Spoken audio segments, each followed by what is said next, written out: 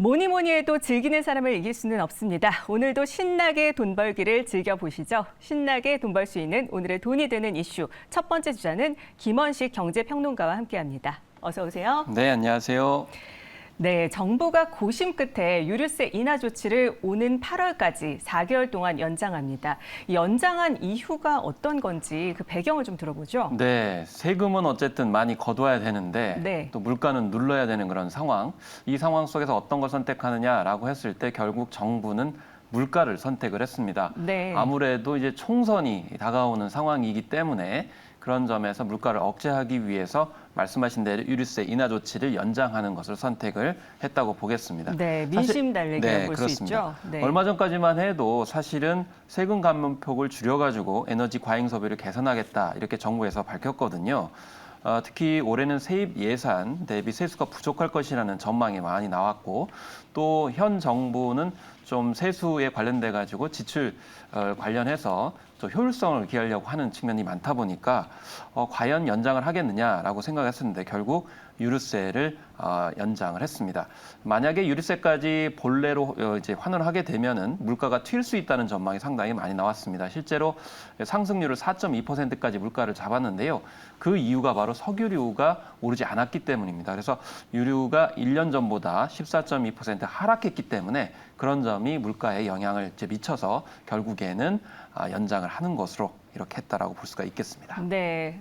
정부가 올해 유류세 인하 폭을 상반기에 30% 그리고 하반기에 20%로 전제를 하고 있는데 세입 규모가 전년 대비 4조 2천억 원 줄어들 것으로 전망이 되고 있습니다. 이렇게 유류세 인하 연장에 따른 세수 결손이 계속된다면 부담으로 작용할 수밖에 없을 텐데 어떤 상황인지 구체적으로 좀 알려주시죠. 그렇습니다. 기재부는 유류세 인하 조치로 세수가 5조 5천억 원 줄어든 것으로 파악이 되고 있고 또 줄어들 것으로 이렇게 4조 2천억 원을 이제 전망하고 있죠. 그래서 네. 세수 결손이 최소 20조 원에 달할 것이다. 이제 전체적으로 전망을 하고 있습니다. 네. 그래서 2019년 이후에 4년 만에 이제 세수 결손이라고 볼 수가 있겠는데요.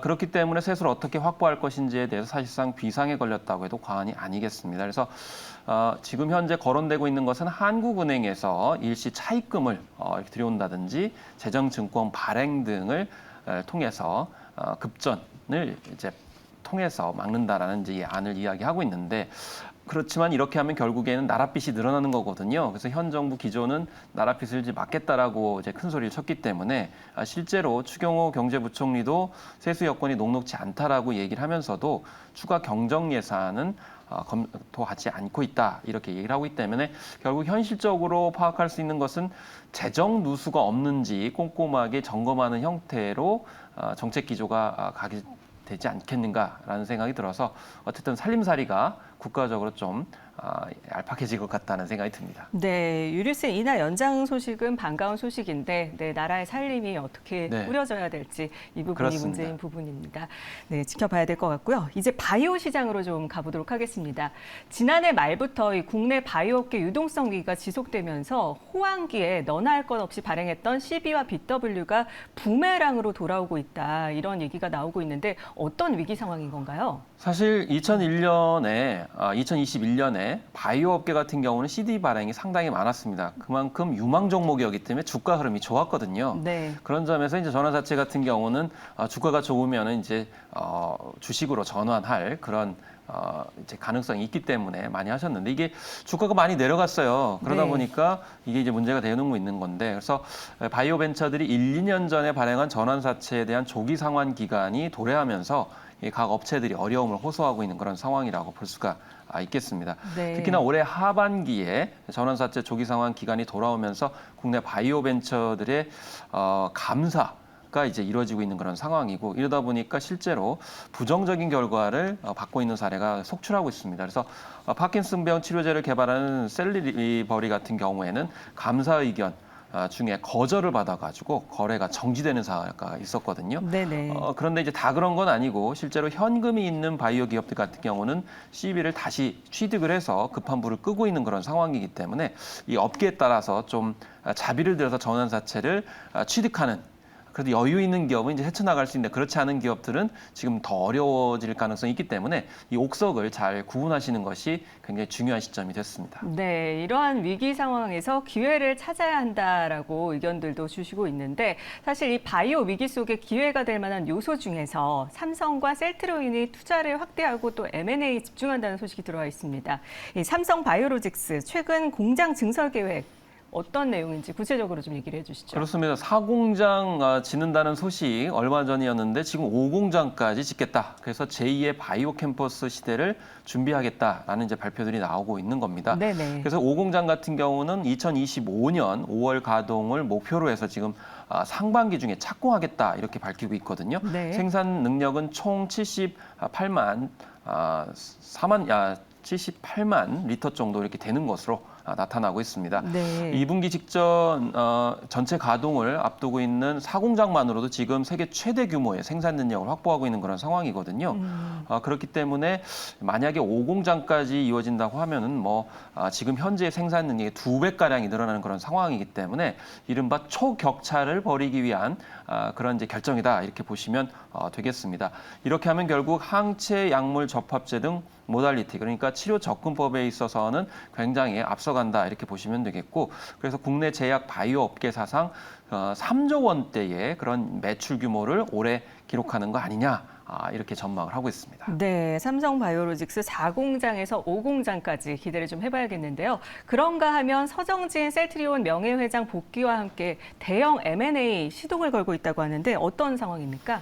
사실 얼마 전에도 뉴스를 전해드렸죠. 그래서 서정진 명예회장의 복귀로 지금 업계가 굉장히 떠들썩한 상황인데요. 그렇죠. 네. 예. 그래서 M&A에 있어서는 굉장히 탄력을 받도록 하겠다 이렇게 볼 거거든요. 그래서 실제로 대형 M&A를 노리고 있습니다. 이 내부 관계자들의 전언에 따르면은 국내외 10여 개의 M&A 인수 후보를 검토하고 있는 것으로 이렇게 나타나고 있습니다. 구체적으로는 빅파마죠.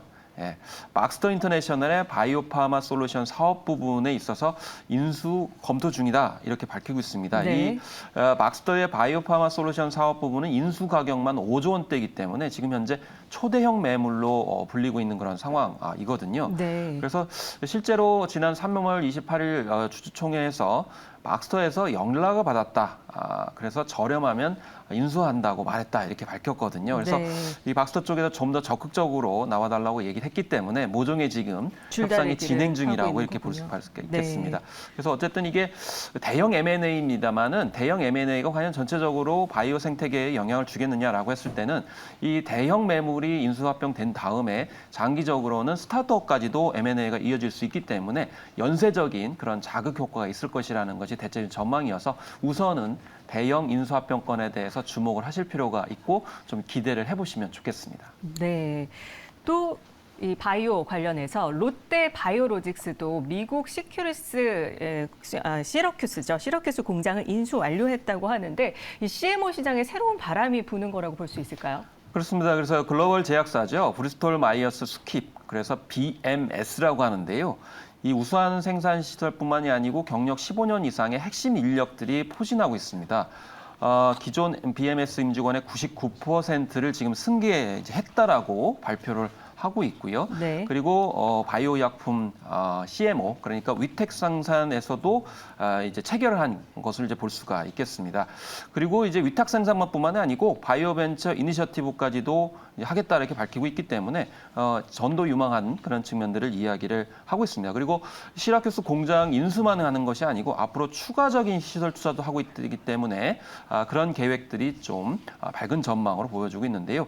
시라큐스 공장은 참고로 3만 5천 리터의 항체 의약품 원료를 생산할 수 있는 시설이 되겠습니다. 또 앞으로 70여 명 정도를 또 더 추가적으로 고용하겠다 이렇게 밝히고 있고 4,800만 달러 규모의 투자를 또 단행한다고 하니까 완제의약품이라든지 항체 약물 접합제 등 새로운 분야에서도 약진할 것으로 일단은 이런 데이터를 통해서는 청신호라고 해석할 수가 있겠습니다. 네, 바이오 시장을 또 눈여겨봐야 되겠습니다. 자, 이번에는 금융권 얘기 좀 해보려고 하는데요. 특히 이 미 중소형 은행 위기를 틈타서 애플이 등판을 했습니다. 애플이 애플카드 이용자를 대상으로 해서 연 4.15% 이자가 붙는 예금 계좌 상품을 내놨는데 이게 어떻게 된 건가요? 네, 연이율이 4%라고 알려졌는데 구체적으로 말씀하신 대로 4.15%였습니다. 네. 이것은 미국 은행 평균 금리의 10배가 넘는 그런 상황이 되겠습니다. 네. 그래서 간편 결제, 또 신용카드, 선지불, 후 결제, BNPL 서비스에 이어서 저축 동작까지 다 가능한 그런 형태이기 때문에 미국 금융 질서에서는 이게 매기가 한 마리 들어온 게 아니냐. 그래서 매기가 이제 막 휘저을 가능성이 높다라는 것이죠. 네. 사실 지난해 말에 골드만삭스와 이제 협력해가지고 저축 계좌를 만든다고 했는데 6개월 만에 이렇게 상품이 나온 것입니다. 네. 그래서 지금 미국 같은 경우는 평균 이자율이 0.35 정도 되기 때문에 0.41오면은 10배 이상 높은 거라고 볼 수가 있는 것이거든요. 네. 다만 애플 아이폰에 기본적으로 깔린 지갑, 월렛 애플리케이션을 통해서 개설을 할 수가 있고 누구나 할 수 있는 건 아닙니다. 아이폰 이용자 중에서도 이 미국 애플카드 보유자만 개설할 수 있기 때문에 이 한계가 있습니다만은 이 애플카드는 이용 금액의 최대 3%를 캐시백 형태로 제공받는 그런 형태였는데 어쨌든 이 모든 돈의 입출금에는 수수료가 붙지 않고 계좌에 필요한 최소 예치 금액도 없어가지고 굉장히 편리했는데 이번에 이제 저축 계좌까지도 연동이 돼서 일종의 애플 생태계를 만들어서 금융까지도 진출을 하고 있기 때문에 지금 다른 금융업계가 긴장을 하고 있다 이렇게 보시면 되겠습니다. 네, 이 애플의 생태계 확장이 금융권 시장을 판을 흔드는 것이 아닌가 우려가 나오고 있는데 네. 그뿐만 아니라 이 생태계 확장이 국내 인터넷 IT 산업에는 어떤 영향을 미칠까요? 그렇습니다. 애플이 가지고 있는 것은 실제적인 서비스뿐만이 아니고 브랜드 가치 효과가 굉장히 크죠. 그렇기 때문에 기존 은행들의 자리를 위협할 수 있는 전망이 굉장히 나오고 있는 상황이고 네네. 결국 은행 쪽에서는 빅테크와 손을 잡지 않을 수 없는 그런 상황이 되고 있는 것이죠. 그래서 이 미국에서 애플 통장발 격변이 일어나고 있는 상황이기 때문에 국내에서 네이버와 삼성, 하나은행 등이 지금 연합군 비슷하게 결성을 하고 있다 이렇게 보시면 되겠습니다. 그래서 네. 네이버가 애플이 하는 플랫폼을 하고요. 하나은행이 애플과 손잡은 골드만삭스와 같은 그런 금융권의 플랫폼 역할을 하게 되는 것이죠. 네. 그리고 애플페이에서 결제처에서 아이폰으로 오프라인 결제를 하는 것은 삼성전자의 갤럭시 스마트폰에서 삼성페이 결제를 하는 것과 같기 때문에 이런 것을 연동하는 방향들을 지금 이야기를 하고 있다. 그래서 은행, 네이버 파이낸셜, 삼성페이가 이어지는 그런 것이 애플 통장과 비슷한 구도로 가지 않겠는가라는 이제 전망들이 나오고 있는 것입니다. 네, 조금 전 말씀을 해주셨지만 애플 상품과 유사한 국내 서비스가 나오고 있는데 네이버 파이낸셜과 또 하나은행이 함께 출시한 네이버 페이머니 하나통장, 이게 어떤 통장일까요? 네, 지금도 이제 어떤 통장이든 네이버페이에 연결을 할 수 있지만은요, 고객에게 이 계좌 소개나 안내 등을 하려면은 판매 대리업 등록을 해야 되는데 이걸 다 생략을 해줬습니다. 그래서 네. 편리하죠. 그리고 다만 이제 다른 하나은행 통장과 달리 네이버페이가 직접 연결돼 있어서 따로 충전하지 않아도 계좌 잔고에서 바로 결제가 되는 시스템이라고 보시면 되겠습니다. 그리고 연 최대 4%까지 이자를 제공하는 것이 애플 통장과 비슷하다는 점 말씀드릴 수가 있겠고 다만 적용 한도가 100만 원으로 좀 적습니다. 그리고 가입 인원도 지금 현재 50만 명으로 제한을 했기 때문에 이게 과연 얼마나 늘어날 것이냐, 확대할 것이냐 이게 이제 좀 관건이라고 볼 수가 있겠고 또 결제처에 따라서 사용 금액의 최대 3%를 적립해 주는 것도 애플 통장과 비슷하다는 점을 이제 생각하실 수가 있겠습니다. 그래서 이 애플페이 같은 경우는 사실은 현대카드를 통해서 국내에서도 가능하죠. 그렇기 때문에 이런 점에서 이제 좀 앞으로 분발해야 될 점이 있는데 이 삼성페이를 활용해서 네이버페이를 오프라인에 사용하도록 네이버페이에 등록된 기존 카드를 통해서만 가능한 어떤 한계가 있는 것이거든요. 그렇기 때문에 앞으로 이제 충전금을 통해서 결제 서비스도 할 수 있도록 하겠다 이렇게 밝히고 있기 때문에 이런 부분은 아직 이제 한계가 있다는 점을 참조하셔가지고 이게 추이에 제대로 될 것인지 보시면 되겠습니다.